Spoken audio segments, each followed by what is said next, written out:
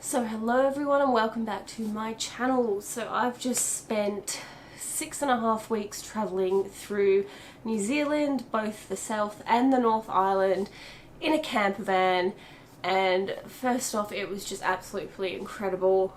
New Zealand is just such a beautiful place. The scenery is absolutely insane and the people are nice, the culture is wonderful to learn. Just all of it. I loved all of it and I definitely know that I am going to be back. So I thought I would do a little bit of a run through of how much it actually cost me to travel through New Zealand for the last, I think it was 41 days in total I was here, so we're going to go through that in this video, and then I'm also going to go through some ways that I could have got my price down and some ways which you can get your price down too. So I've got my trusty little laptop here with all my budgeting. I kind of do this every time I go traveling now. I kind of set up like a table and that and just calculate my costs and that. It does really help with budgeting while you're traveling over a long period of time, because sometimes when you're just tapping the card, you kind of forget that how much money you've spent. I do also have a Wise travel card, which I have found very, very helpful because it actually tracks and separates all of your spending on the app. So you can go onto the app and you can check and you can see how much you've actually spent over the last month on what categories, like fuel, transport, groceries, accommodation, all that stuff. So it's actually really handy. I also like Wise because it gives you a good conversion rate on the currency you're in, so that's always super handy. But let's get into it. We'll start off with the one major cost from this travel, and that was of course the camper van. I went with Mad Campers, and if you haven't seen my walkthrough video of their little one-person Mad Camper, you definitely should go check it out. It was probably the best thing I could have got for this trip. It was just incredible to have something small to drive on New Zealand roads, because the New Zealand roads are very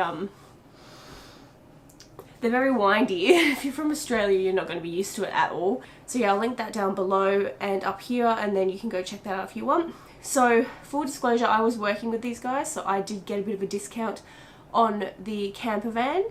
So that cost me $3,619.44 in Australian dollars. This is all going to be in Australian dollars for 41 days. So that's not too bad actually, when you're considering looking at that's your home for however long you're here, that's your home, so that's not bad.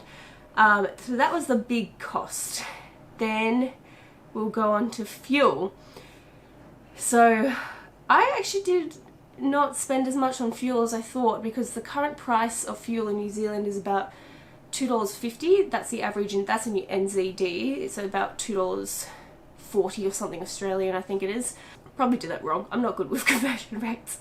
So on fuel, I spent $1,081.80, which my budget for fuel was about $1,000, so that's not too bad. On groceries, I spent a lot on groceries. I spent $642.97 on groceries. I know why that is so high, and I will tell you guys later in the video as to how you can actually get that price down, because that was my first mistake when I got here. I should have shopped somewhere, but I should have shopped somewhere else, because the place I shopped, I thought it was similar to back home. It wasn't. It was very expensive. Eating out, I spent $265.93. I did treat myself to a few meals here and there when I was in major cities, because there's only so much rice, beans and 2-minute noodles you can live off in your life. For accommodation, I spent $1,801.81. That actually isn't too bad, considering the fact that I stayed at some very, very extravagant places. Places like in Taranaki, the little accommodation I stayed there, that was incredible. Accommodation in Wanaka, tiny home accommodation, that was absolutely incredible as well. That outdoor bath, actually the tubs and everything were incredible. And then also my accommodation in Queenstown, and then also my accommodation where I am now in Christchurch, that all added up to the price. And then the rest of it I was pretty much camping at dock campsites. Occasionally I would go into caravan parks, and that's where I would stay to just have a shower and stuff, because you get all stank after a little while. Shopping, so this is just basically any other thing that wasn't related to this trip, just shopping in general. $296.14, not bad. Activities. Now, I spent a bit on activities because when I was in Queenstown, essentially I did skydiving, I did the bungee, I did the shot over jet, shot over swing. I also brought the photography packages for all of that because I wanted the memories. And then I also did a few activities here and there in Rotorua. So the activities bit is a bit expensive. That was $1,587.97.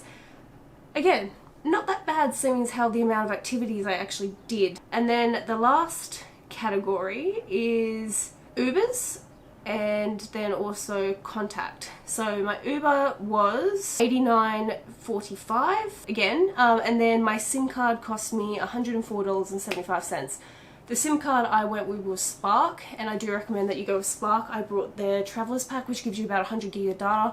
That was excellent. I still have data on my phone. I still have about 20 gig, and I was using my phone to hotspot my computer and that while I did work, and I was also downloading heaps of movies and that, so not to forget using it every single day for directions because I didn't have a GPS in my car. They also have great coverage. There was only maybe 2 spots where I didn't have any coverage, and that was Milford Sounds. I still had 3G, it just didn't really work. And then there was one other spot, I can't remember where it was, but I didn't have any coverage. So Spark's pretty good, I would say. Like, there was probably about 98% of the time I had some sort of phone reception. Now for the grand total. Drum roll, please. Okay, enough of that. So my grand total for 41 days travelling through New Zealand as a solo traveller was $9,385.51, which is a lot lower than I thought it was going to be. I had a budget of about 12 grand for just New Zealand, so the fact that I spent a lot less is just shocking. And now I'm questioning my math.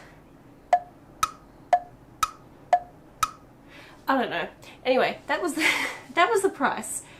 So that's not bad. So that came out to $228.91 a day. The ways you could definitely get this price down if you do come to New Zealand is when you're at the groceries, when you're shopping for groceries, don't shop at Countdown. That was my biggest mistake I made. Countdown is essentially Woolworths we have back in Australia. So when I saw Countdown, I was like, oh, it's going to be cheap like Woolies.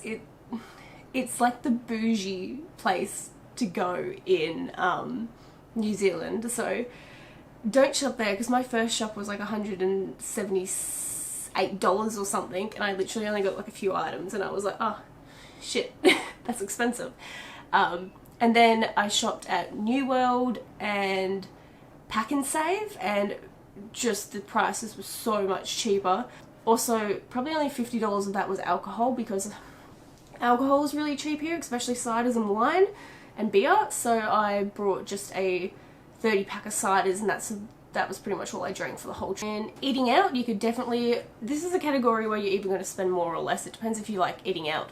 I would probably just say just buy your groceries and don't eat any food and treat yourself every now and then like I did. Fuel, you're never going to help fuel. Fuel is just going to be what it is. Accommodation, I reckon I could have saved about $1 grand in accommodation. I spent probably about $900 on very nice accommodation. Also, you can save yourself a lot of money if you choose to freedom camp and only stay in a caravan park maybe once every 4 or 5 days. Then you're probably looking at only spending probably about $600 to $800 on camping, because the dock campsite costs you anywhere between $8 to $15, and then freedom camping is obviously free. So that just depends on what you want to do and where you're going and how many freedom campsites they have available in New Zealand. But also, if you are going around New Zealand, I definitely recommend you download Campermate and Rankers.